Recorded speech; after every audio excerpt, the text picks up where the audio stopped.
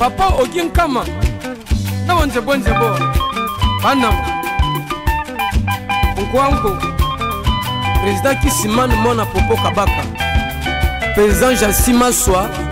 Papa na David na Soraya.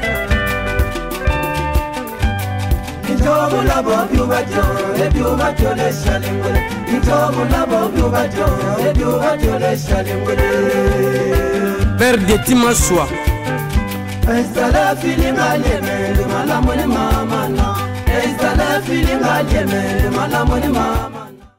Mbote na bampa inyo seme ikama kulande mission bwala na beto awa bete yamba bana bandundu banganga mayele kana mume seka samwezande na gungu be landa mu na idiofa na kenge be na kulanda mu na bulungu na kaemba be na kulanda mu na États-Unis na Paris be na kulanda mu na Brazzaville bampangi Angola kote mutatu bave bampangi kukwiti ya bandundu ville beme ikama kulanda contre gizole émission bwala na beto bubu muge yamba mpangi Martin Kilabi Kapata yandikele nani na bunkufi yandikele mwana mebutuka nanchi ya makulu ya Patriarche Antoine Gizenga banda kibu mwana nandi amekwenda kotanga kave bubu yametambula na nima Gizenga na primature na nima mbuta muzitu na nima mbuta makiashi bubu wake na nima ya mbuta mazenga nantunandi ke fidélité nantunandi ke idéologie ya Patriarche Antoine Gizenga donc le binga ne petit Gizenga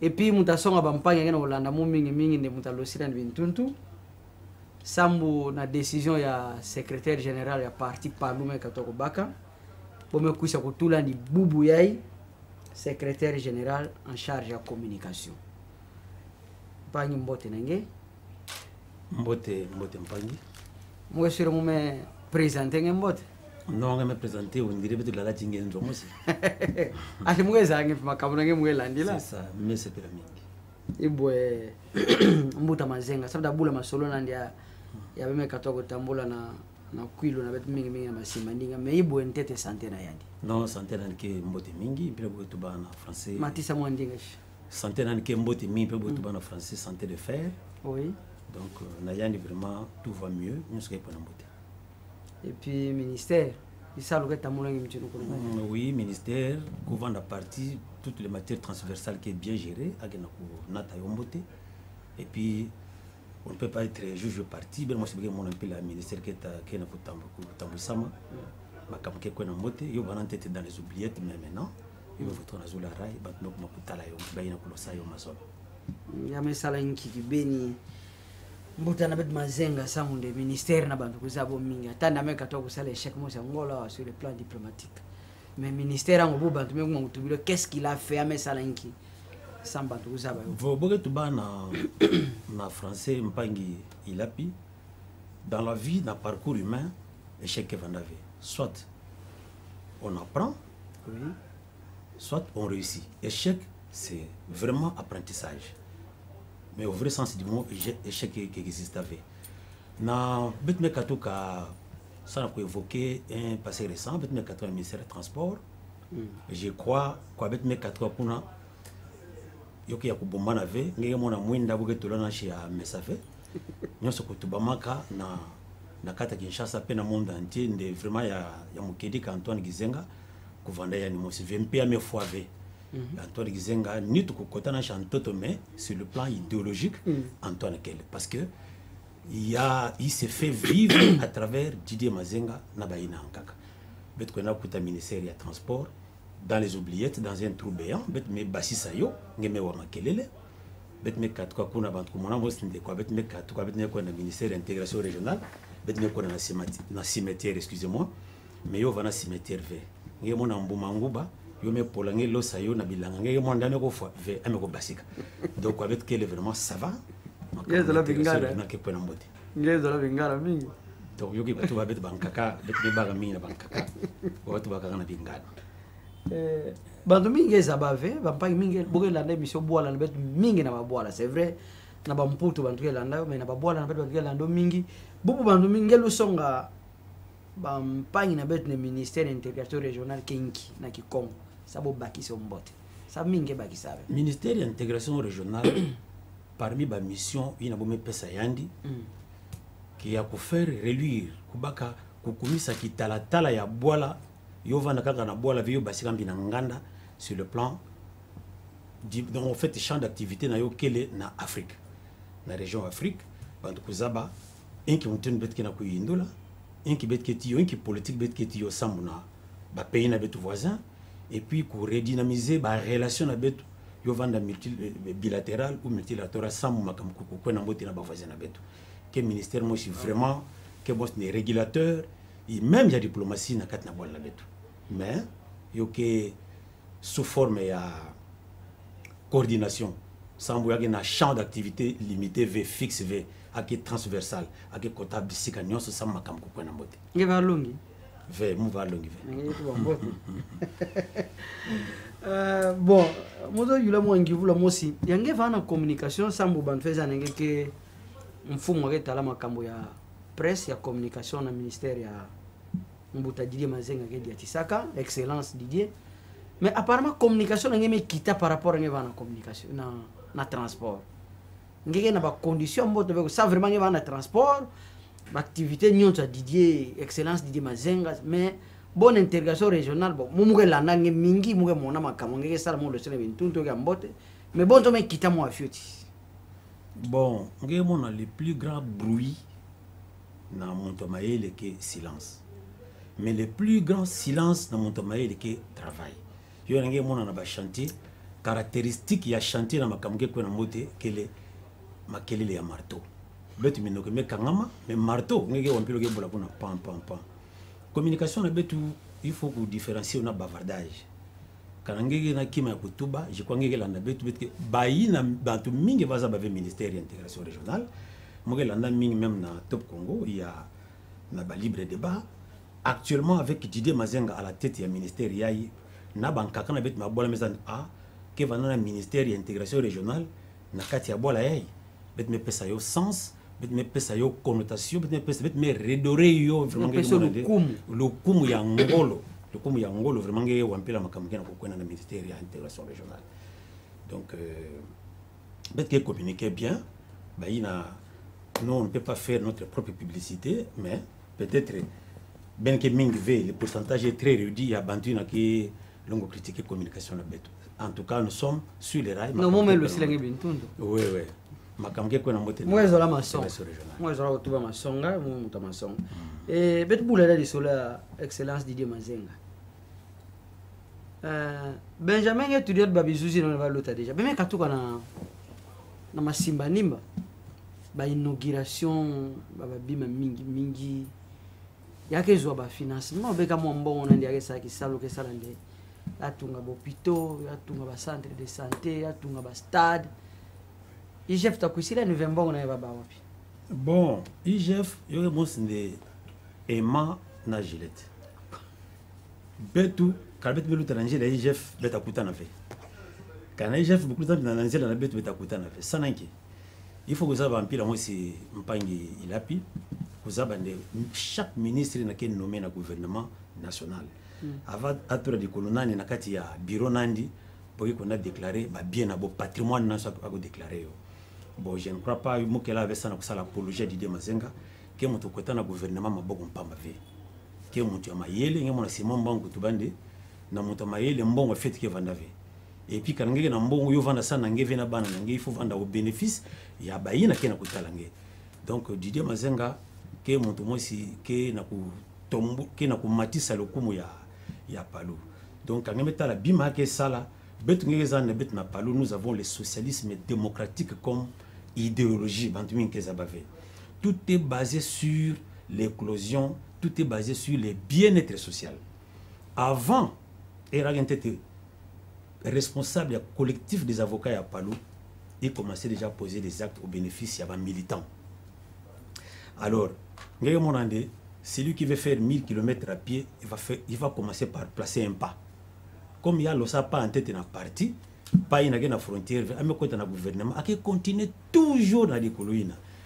ba bisalu ke salama kuna kena muntu moshi veke pemeni ou bien organisme international ke pesa yani mama ko ki ve yani mosi na maela ke na yo ya butuka na bola. C'est ça le grand avantage à Didier Mazenga. Didier Mazenga me butuka na bola, il connaît les souffrances, il y a environnement, il y a bola. Atubandi tatana kusonga ndenge kanange me kwenda nzambi kutombola nge maja nange ya ntete bantuta dia yoke bampangi nange ya bola, parce que vous avez cette latitude, vous avez déjà secret ya bampangi nange na bola. Yo nange mona na moi ba ava sala ba faire nandi ça il ne faut pas c'est le voilé ya banda ba faire mingi ya tabet ke na parti avant comme ministre na ba faire nandi commencer déjà à construire na ba bola na bokuna. Donc même dans le secteur, en dehors du secteur, il y a tata na mama nandi. Donc il est à féliciter. Il y a un gars qui il n'a qu'un toit i mais yo so mambo so nika banantan. Il y a un gars qui toit i en pamba. Alors ben là témoignage ba mpagi metu bana bola. Moi minute fioti na bisalu ya ngena kutuba bime katuka masima nima. Kuna na mbanza kwilu ya excellence Didier Mazenga kena kusala mwetu ba hôpitaux kele ba centre de santé.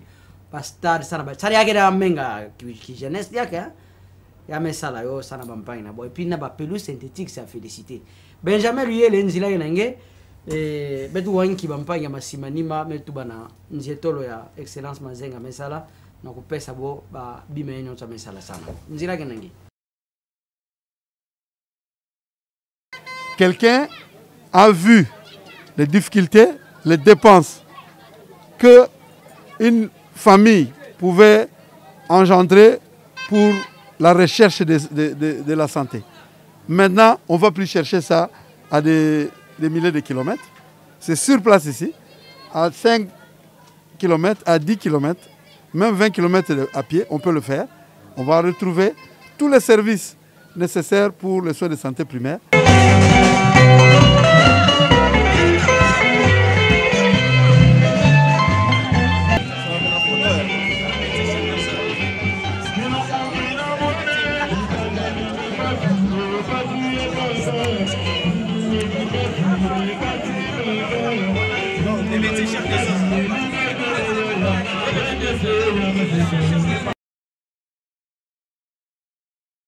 Le sirène d'avant, tout le monde peut se démontrer que vous avez la boîte.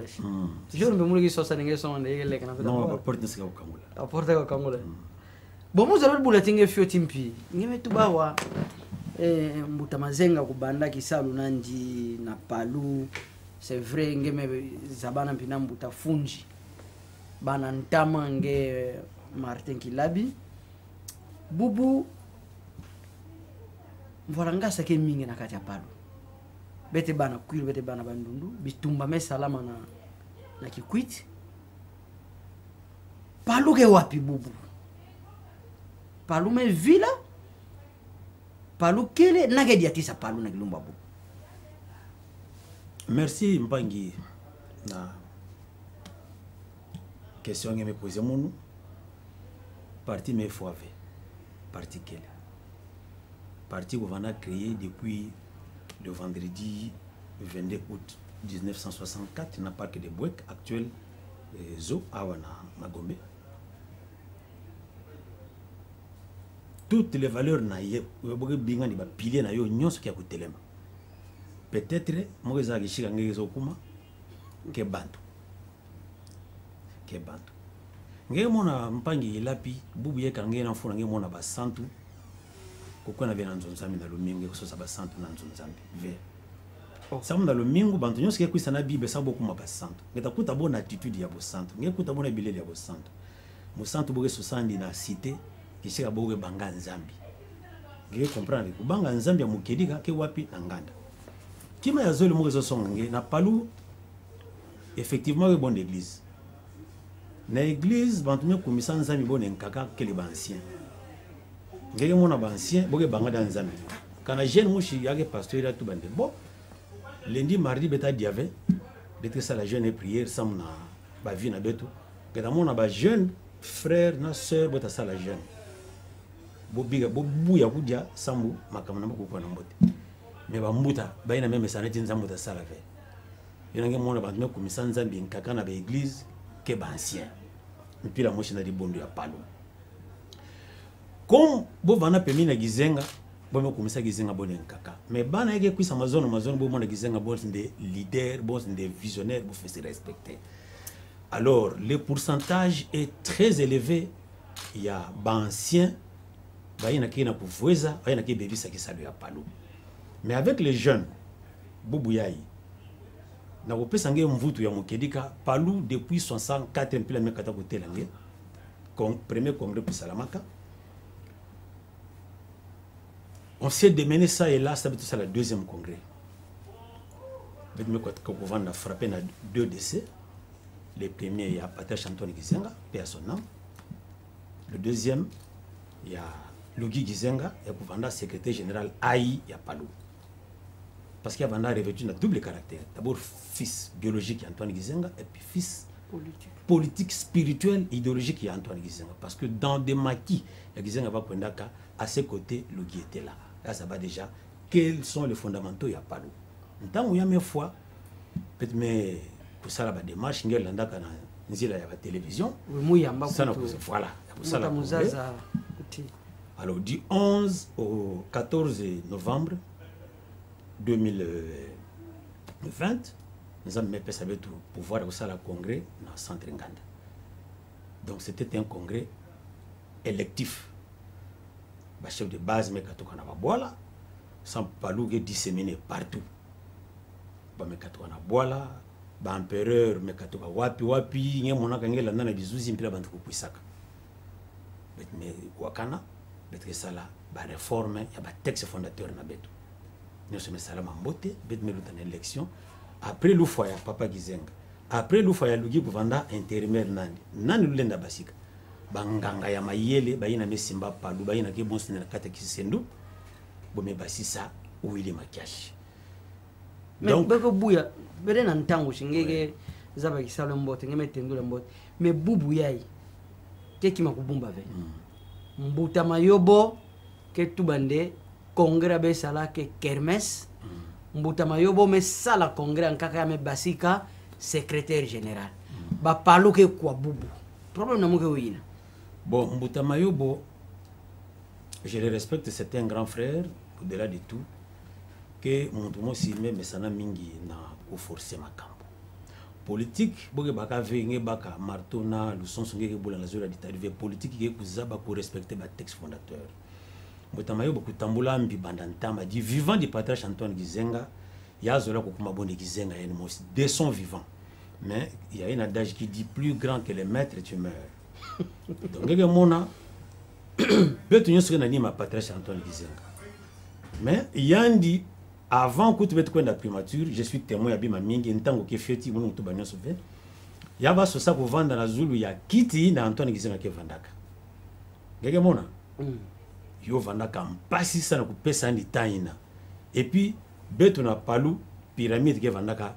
Na ba parti en kaka pyramide ke vana pidie décision e katoka na Zulu yo kitananji bet ntango na Palou pyramide ke inversé nki Palou ya imosi ya Antoine Gizenga yo ina décision ko katoka na Zulu yo mata après le décès du patriarche Antoine Gizenga le secrétaire général Aïe ya Palou Lugi Gizenga B17 c'était au cours d'une grande réunion extraordinaire à bureau politique na siège à Palou na de bonhomme qui sika kaba résolution kubasika ya ngolo à travers cette session extraordinaire yo vanda kana date ya le 15 août 2020 Mbuta Mayobo d'un commun accord ya ba chef de base na biro bantu nyonso ya katoka sambu mambi meluta mingi ya vanda exclu définitivement du Palou Boubou yayi akena qualité ve akena pouvoir ve il y a pour convoquer il y a que congrès mpangi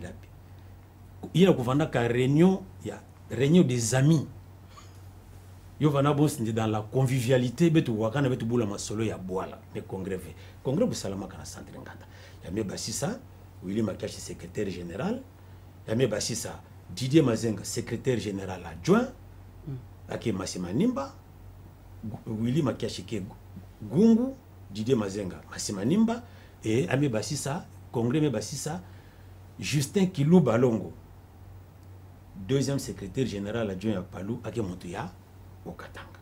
Ngege monande, betu ce sont des critères équilibristes qui jouent. Il faut vous avoir d'abord les fondements juridiques du Congrès. Nabongoufi, après l'oufouaya, secrétaire général Aïe Lugi Gizenga, betu Zikayandi, moi makele le Kouvandaka, les appétits gloutons, Yekezokuma, betu ntango ba bureau politique convoqué réunion. La réunion extraordinaire qui sika bantu Kouvandaka, banganga ya mayele ke tamusaka parti. Beaucoup na kuna bo wakana mulungu tangila nge réunion bo salaka. Les bureaux politiques du Palou réunis en session extraordinaire du 11 au 15 août a tablé sur la situation particulière que traverse les Palou après le décès de Lugi Gizenga. Voici ce qui est décidé. 1. Il a été désigné au poste de secrétaire général AI les camarades de Sylvain Ngabou. Donc les doyens, il y a un secrétaire permanent Nyonso Melutana Palou, c'est Sylvain Ngabou. Dès qu'on met accord, il y a comme secrétaire général AI, la place il y a Lugi Gizenga. Il y a un Jekaka. Bon Nyonso. 2. Au poste de secrétaire général adjoint AI, il a été désigné A. Des camarades Lambert Memas Matoko. Il y a Bakala, il y a Mama Ida, il y a Kutanga Awa. Kilandi Nani, camarade Aurélie Batumike. Aurélie Batumike, na Matoko, adjoint, il y a Sylvain Ngabou. Sylvain Ngabou, doyen. Bon, mais reconnaître la qualité intrinsèque de nos parmi betu mutuke na expérience et puis il y a même battre longévité à la tête il y a permanence que Ngabou. Pana ben nyonso tiba mayoba ensemble. Nyonso mukanda ya yimwasi. Si ntango ke fioti wa kima yansuka. 4e résolution. Les attributions du secrétaire général AI et des 2 secrétaires généraux adjoints seront déterminées par les bureaux politiques à la prochaine réunion de la semaine du 17 au 23 août 2020. Bon, manisa pendant le peuple vaincra. Banani me signé mukanda yai. 1. Claude Matala, membre du bureau politique, na ba secrétaire général, ba secrétaire permanent adjoint, na gouverneur Pemeni Alugi. Membre du bureau politique, Claude Matala. Yazole, Memas Matou. Il y a même comme premier secrétaire général adjoint AI. Il y a Tatou Georgine Madiko. Il y a Iya Martin Kabolou, membre du bureau politique. Il y a Tanou Sylvain Ngabou, il y a Metanga Awa. Il y a Sambanu Ida Kidi Manzumba. Boko Matondo Fabien. Et puis Godefroy Mayobo. Doyan demandé. Yo yai. Ngabou fait convoquer congrès. Bon, bantu metangila nge bon dima. Betu vanda na kati ya salle na de bonhomme na siège na betu. Ya kuseka ya kuvanaka bantu ku wa kesi bon masa. Mais il y a bouya congrès à bien ma cache d'engine. Ve ya bouya congrès parce que yo yandi kaka mutu ankaka ve. Mais pourtant na désignation ya Ngabou ya tout la signature yo ya. Betu me basika na nganda après quelques temps ya bana ku wanga na signature ya. Vous avez quand même culture politique betu na bola ya. Donc voilà un peu intérim na Ngabou ku salaka. Yo ina menna tabetu di na 2e congrès du Palou du 11 au 14 novembre 2020 na centre Nganda. Yamebuta Makiashi, Willy Makiashi, Yamebuta Didier Mazenga, Yamebuta Justin Kilouba, Yamebuta Aurélie Batumuki comme secrétaire permanent. Mais ça n'a pas alors mayobo ngé mona yo kem passe mingi sambo bet kela 20 ans piqué mingi ve kusonga ngé quelqu'un qui était exclu définitivement. Il y a un peu de télé. Beaucoup de samu na libela. Ya salanki yambi. Ve. Ngege mona kamu futu ka fioti ya. Mpangi Mayobo l'area vanda secrétaire permanent na Bonkufi ko katuka 2000 na élection tête ya 2006, 2011, 2018 to vanda déjà un peu donc déjà mise en écart, vanda déjà pembeni. Ngege mona mo pesa ngete par exemple tatuka ya ntete.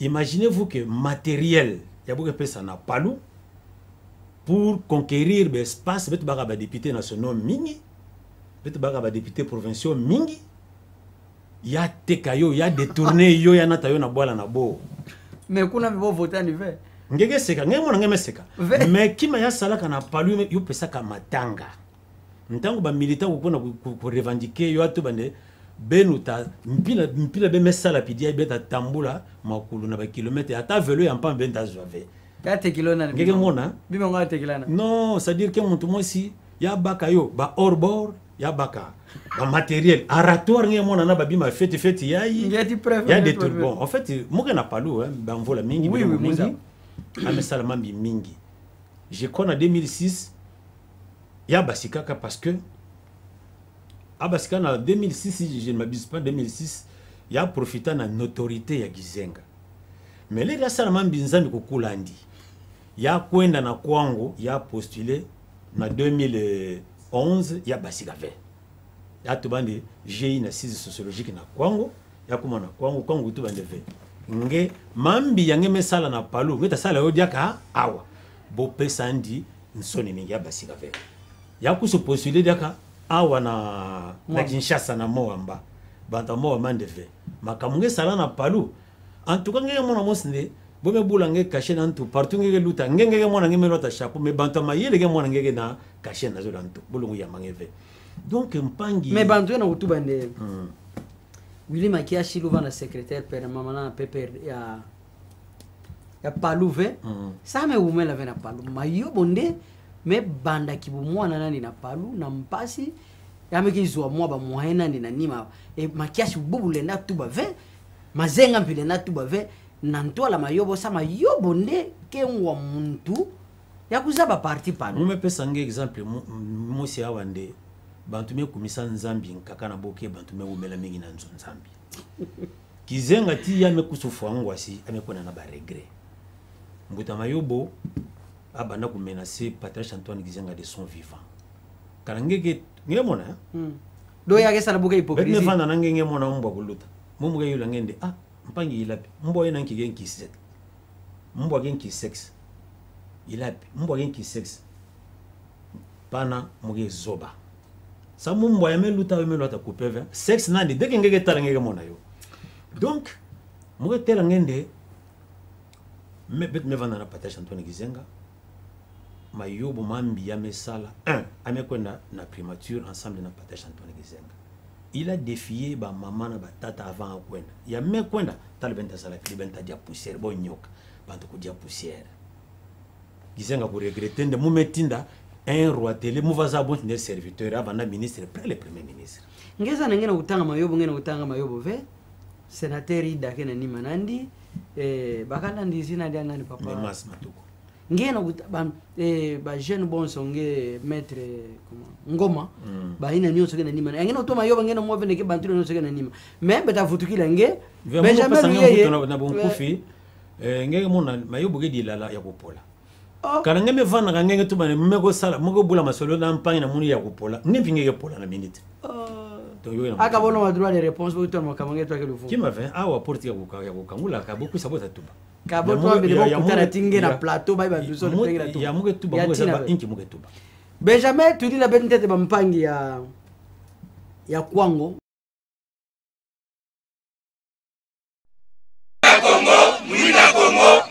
Congo Abele Eningana Kimbangu Asekwa Asena Asekwa Okito Asekwa Lumumba Asekwa Lumumba Asekwa Asekwa Asekwa Asekwa Zenga Fuji Immortel Zenga Fuji Immortel Zenga Fuji Immortel Immortel Immortel. Nous, gestionnaires de la base, cadres et militants du parti Lumumbis unifié Palou en sigle, exprimons nos regrets et mécontentements pour les actes et incidents malheureux causés par l'une des mentors de M. Mayobo, Madame sénatrice Ida Nzumba, dans le but de déstabiliser notre cher parti, nous légué par le patriarche immortel Antoine Gizenga Fungi. Nous condamnons avec les dernières énergies les comportements maladroits de Sire Mayobo déjà inscrits.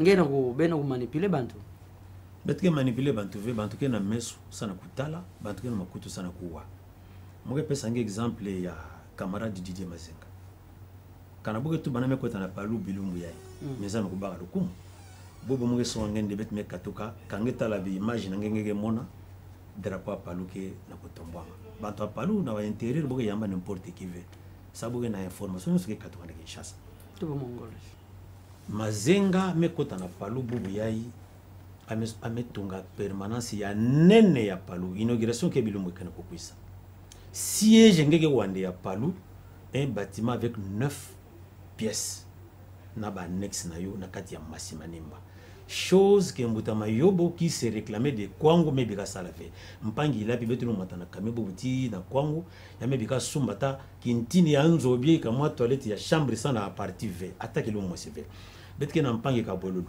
12 ans na pouvoir comme ministre ya mine moto vene ministre ya environnement ministre ya mine ya mebika tunga attaque ntini ya siège V na bwala na bo betu kumati na bwala na bo Didier Mazenga tala mvula ya Mayobo tala mvula kabolulu tala mvula Mazenga boke tu ba amekota na palu bilumbu yayi ya metunga siège na kati ya Masamuna yoke na balabala munuske lutake mona yo amekangula hôpital ultra moderne avec laboratoire pédiatrie donc orthopédie makambu nyonso drapeau palu papa ya mekangula maison de passage na Kitoi ya metunga maison de passage na Kitoi ya nene na secteur ya Mbuta na Munu Kinke que je salue en passant depuis plus de 54 ans Munu Metu Bayove que ba notable tu mekuta na Kitoi Metu Bayo mbala ya ntete mwana ya feti bonde Manzenga kutunga maison de ngeke sande lokumu ya bola ke maison de passage na Kitoi kuzenga mon tete bete kuma na nsuko ya metunga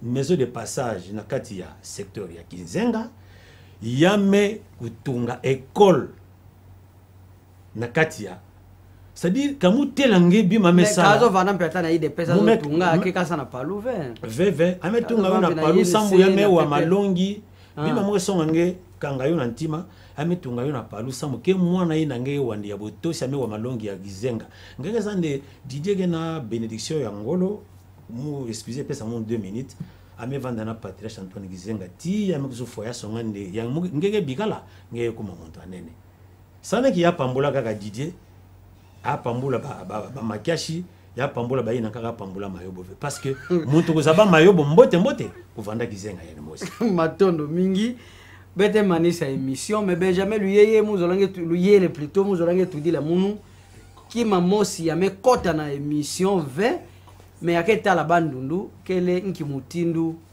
ba leki na beto ke manisa examen d'état na bwala boke kwenana nzonzambi boke kina boke yimba contrairement ya bisala sala bana bi Kinshasa ke sana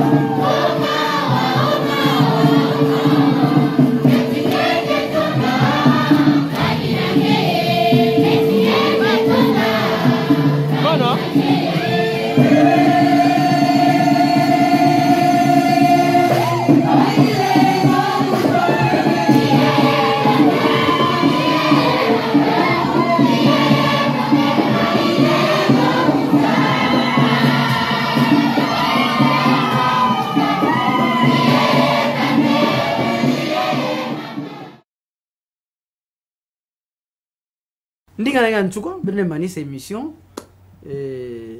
vous avez gagné Vilana Kimamosi. Non, en tout cas, Mpangi, merci mingi samu ennemi na betu ngolo na lojingo kele ntango. Mais mo vana bima minga kutuba.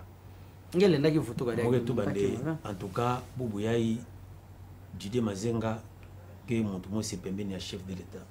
Félix Antoine Tshisekedi sambu a se comporter comme Beku na Yandi. Ngeke sabande l'une des missions assignée na mandat yai ya betu yo gouvernement na betu kele le redressement du social des Congolais. Merci à Didier Mazenga, Betme Katouatian Namasimanimba, Ame Kutunga, école Bisika ya Tangaka, Kanangemeta la na village Kimbao. Émission Mesuka de Kotana Gilma.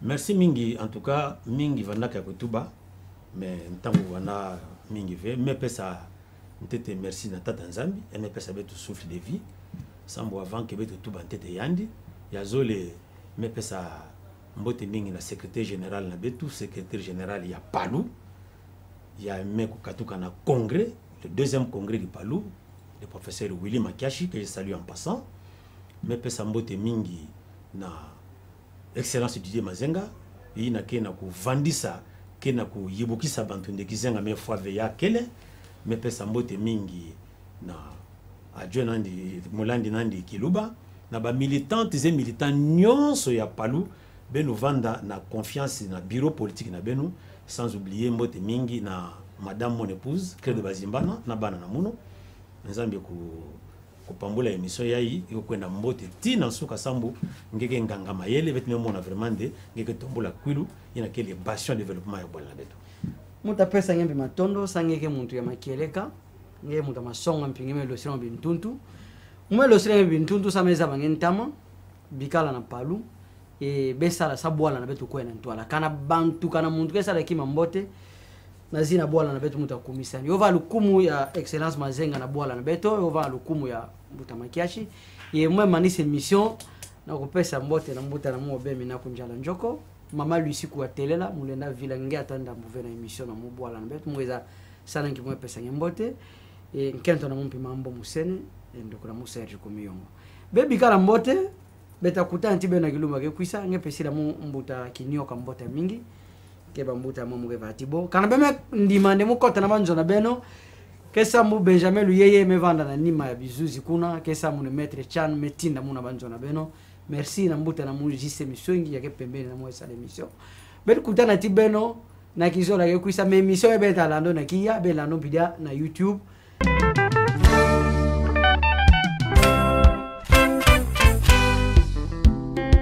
Papa Ogin Kama na bonze bonze bo